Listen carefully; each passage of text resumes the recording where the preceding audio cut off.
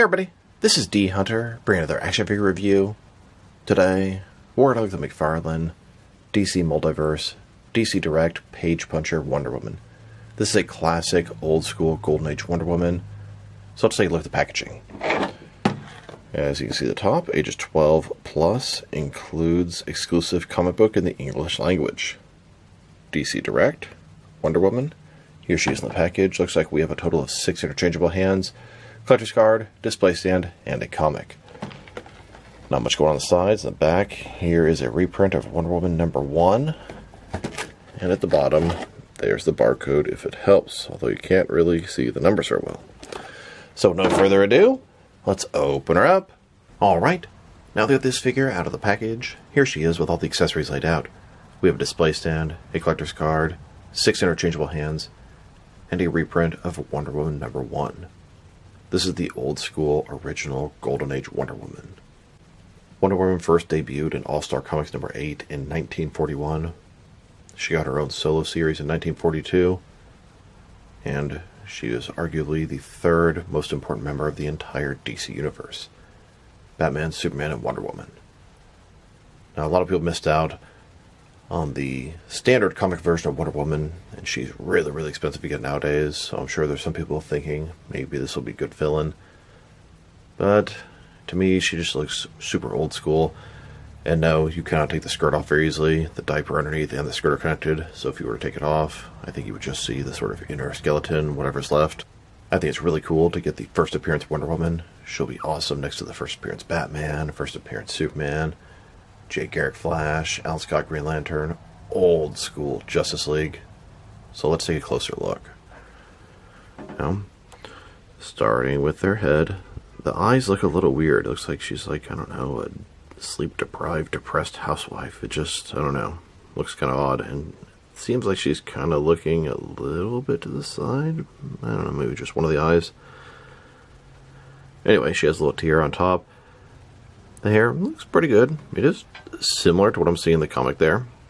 You have the big sort of eagle or bird on her outfit there. Star-Spangled American colors, red, white, and blue. Just like Superman, real American hero. She has a skirt thing underneath. She has a diaper piece, but is truly connected to it. I mean, I can't even pull it higher than that. Looks like it's done on the same Wonder Woman body. The boots look pretty good. Kind of curious how tall she's going to be next to the other figures. She doesn't really strike me as like the Wonder Woman I'm familiar with, but I've never read 40s versions of Wonder Woman. She looks very similar to what's on the cover there. I don't know, the eyes just look a little off. Sort of real dark around there, and I don't know, kind of looking to the side a little bit. And a closer look at her face and head sculpt.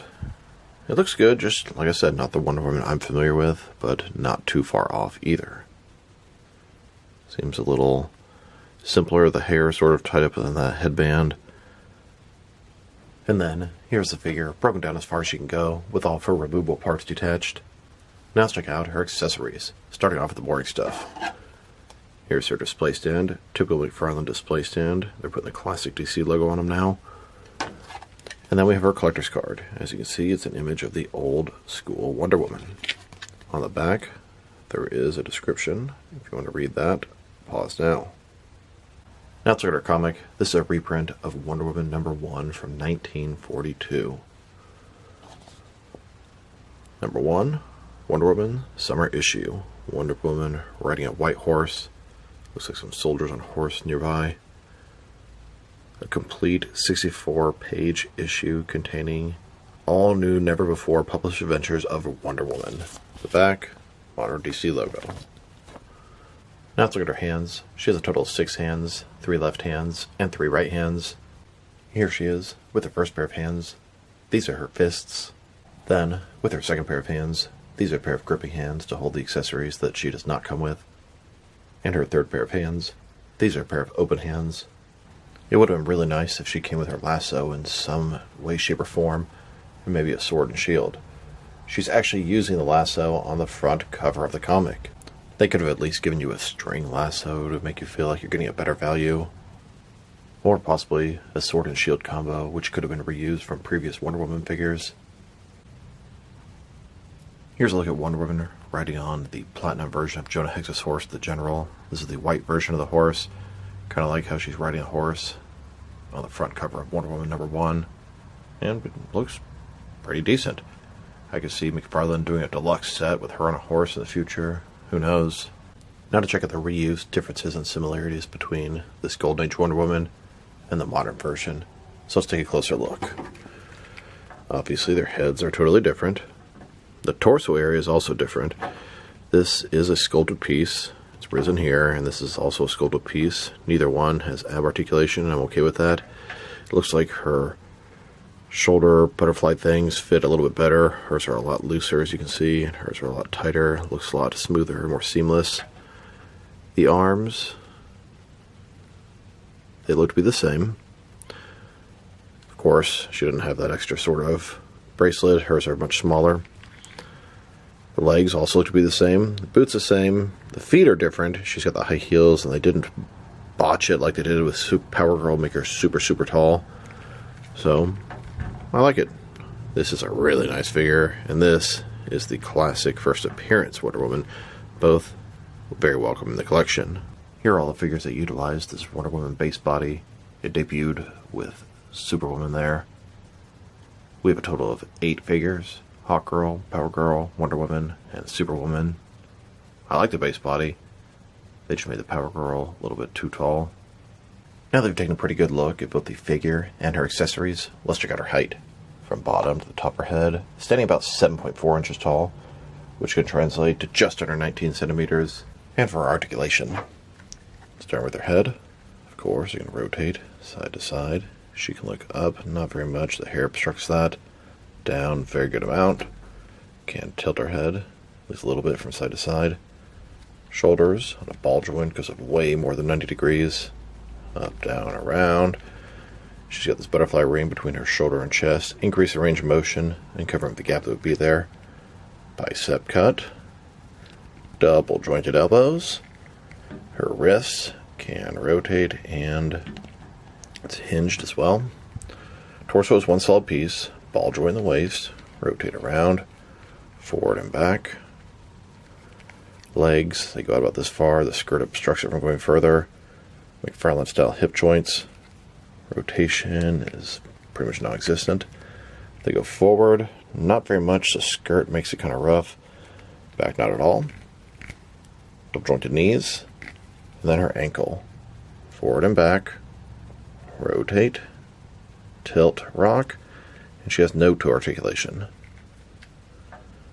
Here's a look at Wonder Woman riding her horse through the ruins of Themyscira, and here she is with her sword and shield. Now let's check her out next to some of their action figures, starting off with some of their Wonder Woman figures. Here's this Golden Age Wonder Woman next to the best comic version that McFarlane has made. We have the regular and platinum chase variants utilizing the same base body as this Golden Age version. So in front of you, on the left, we have a modern comic Wonder Woman. In the middle, Golden Age comic Wonder Woman. And on the right, a Silver Age comic Wonder Woman. They really could make plenty more comic versions that are normal, like the New 52. But right now, I'm pretty pleased. This is by far my favorite of all the McFarlane Wonder Woman figures. And here, with a couple of Batman, The Last Night on Earth Wonder Woman figures. Then, with a couple of Death Metal Wonder Woman figures. And now, with the Todd McFarlane designed Wonder Woman figures. Next, with the Justice League Endless Winter Wonder Woman figures. And here, with 3 DC Cinematic Universe Wonder Woman figures. Then, with the Flashpoint Wonder Woman. Here are all the McFarlane DC Multiverse Wonder Woman figures. I count a total of 16 of them. The next one to come out is the Patina Wonder Woman. I have that one on the way. And then after that, it's going to be the Batman vs Superman Black and White Gal Gadot Wonder Woman, part of their crowdfunding Batmobile. And here she is, next to the Fonjoy Wonder Woman. Then, with the Noble Toys Bendy figure Wonder Woman. And now, with my DC Direct Wonder Woman figures. Next, with my Mattel Wonder Woman figures. Here she is with McFarlane's Batman Classic TV Series comic Wonder Woman. Here's a look at all of my Wonder Woman figures by Fonjoy, McFarlane, DC Direct, and Mattel. Then, with McFarlane's Donna Troy. And here, with Mattel's Cassie Wonder Girl. Here's the Golden Age First Appearance Wonder Woman, next to the Golden Age First Appearance Batman and Superman. Golden Age Trinity. Add in Alan Scott Green Lantern and Jay Garrick the Flash, and you have the Golden Age Justice League. Now let's check her out next to some other recently released McFarlane DC Multiverse figures. Here she is next to the rest of her wave. This is the newest wave of Page Punchers. I still need to track down the red Platinum Steve Trevor and the silver Platinum Superboy. In front of you, we have the first appearance Golden Age Wonder Woman and the jacketless Superboy. Here's Wonder Woman next to the previous wave of Page Punchers. We have Supergirl from Woman of Tomorrow, and then the Kingdom Come Superman, Damage, and Starman. And here she is, next most recent wave of Collector's Edition figures, both the regular and platinum versions of Metron and Kite Man, and then Dark Archer and Darkstar. Then, next most recent Batman wave, we have the Troika Batman, Ken Ramaj Azrael, and the Luke Fox Batwing. And now, with the most recent digital wave, Monarch, No Man's Land Batman, Disco Nightwing, and Spoiler. Here's Wonder Woman next to the Ross exclusive Hush and James Gunn movie Superman figures. And here she is with some McFarlane cover recreations. We have the Kingdom Come Superman, the infamous Stolen Killing Joke Joker, and the Dark Knight Returns Batman. Then, with the Dark Knight's Metal, Merciless, and the Batman Who Laughs 2-pack. And now, with the green and yellow Rainbow Batman figures. And finally, with the Nightmare, Arkham City Batman, the Blacklight, Etrigan the Demon, and the Jokerized Dick Grayson Robin. Now let's check her out next to some action figures from different various companies, so we can see how she fits in both scale and style-wise, in case you want to know which lines you can mix her with. Since she's a McFarlane toy, they are typically the 7-inch scale. I'm going to start off my comparisons with some of the larger action figure lines I collect, and work my way smaller. But first, let's check her out with some of her McFarlane toys' brothers and sisters. In front of you are 5 different action figures, all for McFarlane toys, all 7-inch scale, and now, with some Jack-specific wrestling figures and Diamond Select toys, here's Wonder Woman next to some leather rejuvenation solution. And here she is with some DC Direct and NECA figures. Then, with both some Mattel and Jazzwares wrestling figures. And now, with some Mezco and Mattel DC figures. Next, with some Mafex and Hasbro Marvel Legends.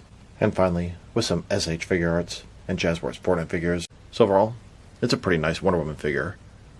It's not exactly my ideal version of Wonder Woman. A little bit too old school. I like the modern version of Wonder Woman a lot better, and even the Silver Age version better than this. But this is a great piece of Wonder Woman history, and it's really cool to have the first appearance version of Wonder Woman, Batman, and Superman. They did a pretty nice job with the figure being fairly accurate to the source material. They did a pretty good job of being accurate to the source material. The skirt, the bird on the chest, the smaller bracelet and tiara, the hair. The face leaves a little bit to be desired. Could have done a little bit better with the expression and the paint job. Beyond that, it's a pretty good figure. Although, she definitely needs some accessories.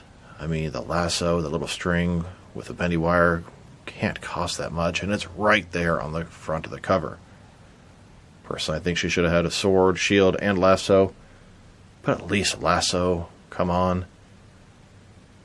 If I were to rate this figure, I'm probably going to give her a 7.5 out of 10. I like the figure. I like it quite a bit.